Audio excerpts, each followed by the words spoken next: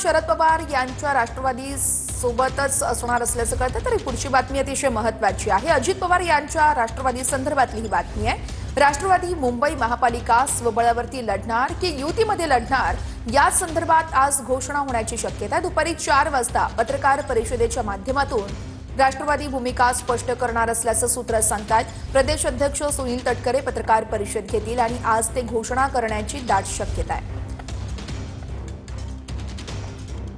या संदर्भात गिरीश गायकवाड आमचे प्रतिनिधी आपल्याला सविस्तर अपडेट्स देत आहेत। गिरीश, आपण संपूर्ण जर का या घटनाक्रम बघितला तर काल शिंदे आणि भाजपची बैठक झाली, त्यानंतर देखील आज पुन्हा एकदा शिंदेंची बैठक होते आणि आज शरद पवार गट यांच्यासोबत जायचं की मग स्वबळावरती लढायचं किंवा मग युतीसोबत लढायचं हे देखील बघणं अतिशय महत्त्वाचं आहे। अजित पवार गटाच्या नेमक्या काय काय हालचाली घडतात, एकूणच महायुतीमध्ये नेमकं काय घडतंय सविस्तर सांगाल?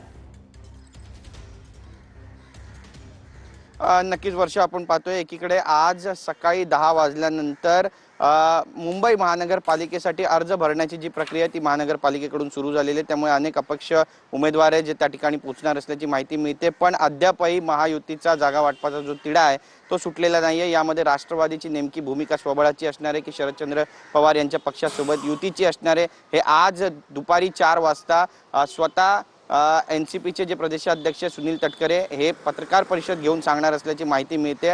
खलबत सुरू झालेली आहे, नेमकी भूमिका काय असायला हवी। नवाब मलिक यांच्या बाबतीत जी भूमिका महायुतीने घेतली होती त्यावर ते अद्यापही ठाम आहे। जोपर्यंत नवाब मलिक असेल तोपर्यंत महायुतीमध्ये राष्ट्रवादी नसेल या भूमिकेवर भाजपही ठाम आहे आणि शिवसेनाही ठाम आहे। आणि हेच जर आपण पाहिलं तर मग राष्ट्रवादीची भूमिका नेमकी काय असणार आहे आणि स्वबळाचा ते नारा देणार आहे का हे पाहणं महत्त्वाचं ठरणार आहे। दुसरी सगळ्यात महत्त्वाची गोष्ट ती म्हणजे काल रात्री वर्षा बंगल्यावर महायुतीच्या नेत्यांची बैठक पार पडली। यामध्ये स्वतः महाराष्ट्राचे मुख्यमंत्री देवेंद्र फडणवीस, उपमुख्यमंत्री एकनाथ शिंदे उपस्थित होते आणि आता जी माहिती मिळते त्यानुसार मुंबई, ठाणे, कल्याण डोंबिवली आणि त्यासोबतच नवी मुंबई या ठिकाणी महायुतीमध्येच हे सर्व महायुती म्हणजे शिवसेना आणि भाजप लढणार यावर शिक्कामोर्तब झाल्याची माहिती सूत्रांकडून मिळते। त्यामुळे भविष्यातील ज्या ज्या निवडणुका असतील त्या सुद्धा एकत्र लढवल्या जातील असं बोललं जाते।